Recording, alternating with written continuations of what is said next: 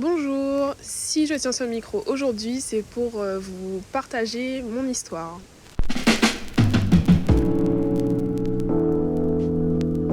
Alors je m'appelle Tatiana, j'ai 19 ans et je suis originaire de la Guadeloupe. Il faut savoir que moi j'ai grandi dans une famille chrétienne, mon père et ma mère sont chrétiens, du coup j'ai toujours été à l'église étant petite. Avec mes 3 meilleurs amis, on a grandi dans cet environnement, on avait cette connaissance de Dieu.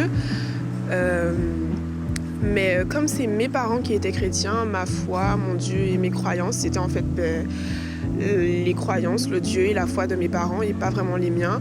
Moi, je trouvais qu'être chrétien, c'était trop contraignant et trop difficile, donc j'étais vraiment pas intéressée. Et du coup, je menais ma petite vie et étant plus jeune et en grandissant, j'ai toujours aimé aller à l'école, aimé apprendre et j'ai toujours été très perfectionniste, voire psychorigide à certains moments. Et du coup, ça me causait beaucoup de stress, un stress que j'arrivais pas du tout à gérer. Et ce stress a été l'un des facteurs principaux dans ma conversion. Ça et d'autres événements. Il faut savoir que moi je suis très attachée à ma famille. Je trouve que la famille c'est vraiment quelque chose de sacré. Autant du côté de ma mère que du côté de mon père. J'ai toujours eu une très bonne relation avec les membres de ma famille, mes cousins, mes oncles, mes tantes, etc. Et j'ai grandi juste à côté de la maison familiale, donc de mes grands-parents paternels. Donc quasiment tous les jours j'allais leur rendre visite, surtout pendant les vacances.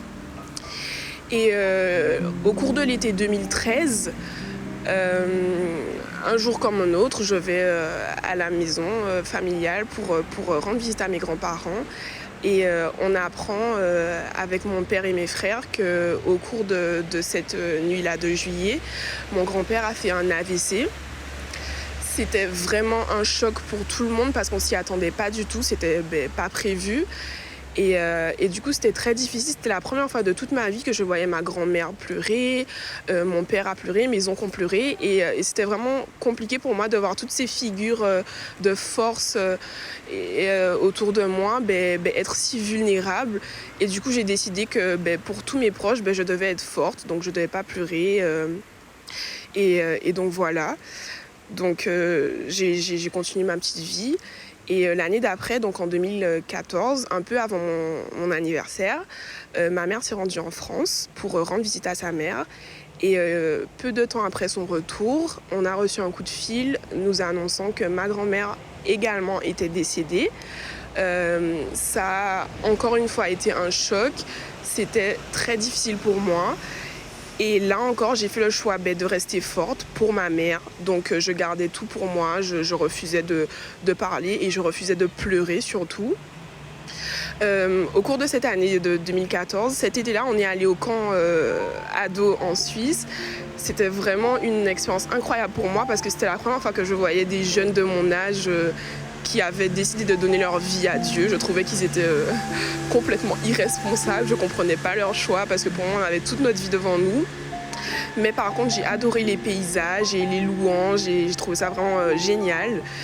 Et je me souviens d'un seul message au cours de tout ce camp, au cours duquel on nous a dit Dieu ne vous demande pas d'être parfait, il vous demande d'être vous-même. Et je me souviens aussi que le titre de ce camp c'était Transformé. Et le verset était Romains 12,2, je crois. Ne vous laissez pas ne vous laissez pas tenter par les habitudes de ce monde, mais laissez Dieu vous transformer et vous donner une intelligence nouvelle. Et c'est vrai que j'entendais tout ce que Dieu me disait à travers ce camp, à travers les témoignages, etc. Mais mon cœur était dur, je voulais vraiment pas me laisser toucher par ces paroles. Donc tout simplement, j'ai continué ma petite vie. Mais le problème, c'est qu'à force de tout enfouir en soi, il y a forcément une façon dont tout doit sortir. Donc moi, ça s'est manifesté par des crises d'angoisse que j'avais pendant la nuit. Je me réveillais en panique et j'avais besoin de remplir ce vide qu'il y avait en moi et ma tristesse et tout. Donc je me réfugiais dans la nourriture, je mangeais tout le temps, je mangeais des choses pas bonnes pour la santé, je mangeais la nuit, je mangeais en cachette, mais vraiment des trucs, mais du n'importe quoi, des fast-food, enfin voilà. Je grignotais tout le temps et du coup je prenais du poids. Donc ça, c'est de la boulimie. Et du coup, ça avait un impact sur ma santé parce qu'en plus de ça, il y avait mon stress que j'ai toujours eu étant petite et que je n'ai jamais réussi à gérer. Donc je faisais de l'eczéma sur tout mon corps, ça me grattait, ça me faisait mal. Et donc voilà, ça s'extériorisait comme ça et je le cachais parce que je voulais pas que les gens le sachent. Je le cachais parce que je voulais être parfaite. Je le cachais parce que je voulais rester forte pour tout le monde. Et je vais dire que le déclic ou plutôt le moment où tout s'est arrêté, ça a été, c'est bizarre de le dire, mais ça a été grâce à mon prof de maths, qui était aussi le père d'une de mes très bonnes amies de l'époque. J'étais au collège et jusqu'à maintenant, on est encore très très bonnes amies. Et grâce à lui, il y a tout qui a été chamboulé en fait, parce que étant le père d'une de mes amies, il avait le numéro de mes parents. Et du coup, il s'appelait des fois de temps en temps comme ça. Et tout ce stress en fait que j'accumulais, il avait un impact forcément sur mes résultats et mes performances scolaires. Moi qui étais vraiment très assidue, je séchais les cours, ou je bâclais le travail, enfin voilà. Et du coup, un jour, je rentre à la maison et puis il y a ma mère qui me dit « il faut qu'on parle ». Donc moi, j'essaie de réfléchir, qu'est-ce que j'ai bien pu faire et tout. Mais j'avais vraiment rien à me reprocher, du coup. Et puis là, elle me dit de fermer la porte et elle m'explique que, tu sais, Tatiana, il va falloir que tu apprennes à lâcher prise, en fait. Il va falloir que tu apprennes à faire confiance à Dieu. Il va falloir que tu apprennes à comprendre que tu peux pas tout porter sur tes épaules, que Dieu, il est là et qu'il attend juste que tu lui remettes tes fardeaux entre ses mains, en fait. Et elle m'explique que oui, il faut être fort, mais que la vulnérabilité, c'est aussi bien dans la vie, et que Dieu est là, etc. Et moi, je comprenais pas ce qu'elle voulait me dire, parce que pour moi, il était inconcevable, en fait, de remettre mes fardeaux entre les mains de quelqu'un que je ne pouvais pas voir, quelqu'un qui n'était pas physique. Et j'étais déçue qu'elle me dise ça et qu'elle m'explique que mon prof de maths l'avait appelée en lui disant je m'inquiète pour elle parce que je vois qu'il y a quelque chose qui a changé, donc moi je te conseille de parler à ta fille, etc. Donc j'étais en colère contre mon prof, même si je l'aimais énormément. J'étais en colère contre mon amie, donc sa fille, qui avait parlé à son père en disant qu'elle trouvait que j'avais changé. J'étais en colère contre ma mère parce que je me disais mais tu me connais, je suis forte, donc je peux supporter tout ça, c'est rien, enfin voilà. Et j'étais en colère contre elle aussi parce que elle voulait que je remette ça entre les mains de Dieu, alors que Dieu, je le vois même pas. Non, moi je suis assez forte pour supporter tout ça. Et je crois que c'était l'une des conversations les plus dures que j'ai jamais eues avec ma mère. Et jusqu'à ce jour, c'est la plus difficile que j'ai eu à entendre. Et elle m'a dit, tu sais, la cocotte, à force d'être sous pression, elle va finir par exploser, quoi. Du coup, elle m'a dit, parle à Dieu, quoi. Et moi, j'étais vraiment butée, mon cœur était dur et tout. Donc je suis sortie de la chambre en trombe, fâchée, énervée. Je suis allée dans ma chambre et je pleurais et j'étais énervée contre moi-même parce que je pleurais et que pleurer c'était pour les personnes faibles et que j'étais pas faible. Enfin voilà, et ce soir-là, j'ai pleuré comme j'ai jamais pleuré de toute ma vie. J'ai versé toutes les larmes de mon corps. J'ai pleuré parce que j'en avais marre d'être forte alors que personne ne me le demandait. J'en avais marre de garder tout ce poids sur mes épaules. Ce soir-là, j'ai pleuré pour toutes les fois où j'aurais dû pleurer au décès de mes deux grands-parents. J'ai pleuré pour toutes les fois où j'en avais marre d'être aussi perfectionniste et que j'arrivais pas à atteindre mes objectifs. Et plus je pleurais, plus je sentais qu'il y avait un poids qui vraiment se déchargeait de mes épaules. Et du coup, j'ai commencé à prier. Et, au début, ça n'avait pas trop de sens parce que je savais... c'est pas que je savais pas à qui je priais, mais j'expliquais à Dieu, pour l'instant, je te fais pas vraiment confiance parce que je te vois pas, je sens pas de manifestation de toi dans ma vie. En moins d'1 an, j'ai perdu mes deux grands-parents et tu sais à quel point la famille c'est important pour moi. Du jour au lendemain, il n'y a même pas eu de préavis, on n'a même pas eu le temps de se préparer psychologiquement à ne plus les voir. Et plus je pleurais et plus je sentais qu'il me rassurait en fait, et le fait de sentir sa présence alors qu'il n'était pas là, que je le voyais pas, c'est là que j'ai commencé à comprendre tout ce que j'avais vu au camp 2 ans plus tôt, et que je commençais à comprendre tout ce que j'avais appris à l'église, et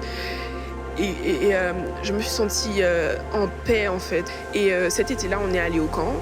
J'ai étudié la Bible avec Emma Lenohan, avec Corinne Dux, avec Agnès aussi un peu, et ensuite, quand je suis retournée en Guadeloupe, j'ai étudié la Bible avec ma mère, avec la mère d'Eliane, ma meilleure amie. Et le 26 novembre 2016, je suis passée par les eaux du baptême. Je me suis fait baptiser, j'ai décidé de faire de Jésus le sauveur de ma vie tout simplement et je me souviendrai toujours de ce moment, j'étais genre tellement bien sur un petit nuage, je me sentais flotter en paix, c'était juste merveilleux. Et du coup, j'ai fait toutes mes années lycée en paix parce que dès qu'il y avait du stress, dès qu'il y avait des moments de pression, je remettais tout entre les mains de Dieu, c'était juste merveilleux. Lorsque le bac est arrivé, dès que je sentais que je stressais, que je doutais, directement je remettais tout entre les mains de Dieu, c'était juste une sensation incroyable. J'ai plus d'eczéma, la boulimie c'était terminé, voilà, mes habitudes devenaient plus saines, c'était juste incroyable. Du coup, au bac, j'ai réussi à avoir des résultats juste incroyables. Tout ça grâce à Dieu, en fait, je m'en rends compte maintenant. Je m'en suis rendu compte lorsque je passais mes épreuves. J'ai même réussi à finir major de ma promo et tout ça sans stress, tout ça sans eczéma, c'était juste merveilleux. Du coup, en 2019, après avoir obtenu mes résultats du bac, je suis venue m'installer ici pour poursuivre mes études dans une école de commerce à Paris. Et ce fut particulièrement difficile parce que je devais me séparer de ma famille à laquelle je suis très très attachée, dire au revoir à mon petit frère ou encore à mon grand frère avec qui j'ai toujours une relation très fusionnelle. Mais j'ai réussi à construire ici de nouvelles amitiés qui m'aident à grandir un peu plus dans ma foi.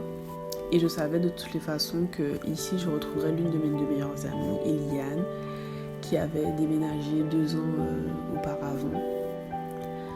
Donc c'était plus supportable pour moi. Je suis toujours aussi perfectionniste, mais j'essaie désormais de ne pas oublier que Dieu est à mes côtés et que je peux lui faire confiance et que je peux être vulnérable, que je ne peux pas tout contrôler et que je ne suis absolument pas parfaite. Et tout au long de ma vie et de mon parcours, les passages qui m'ont le plus encouragée, c'était Matthieu 28, 11, que je prends vraiment comme un appel qui m'est personnellement adressé, ainsi que Philippiens 4, 13, parce que je peux vraiment, vraiment tout faire par celui qui me fortifie.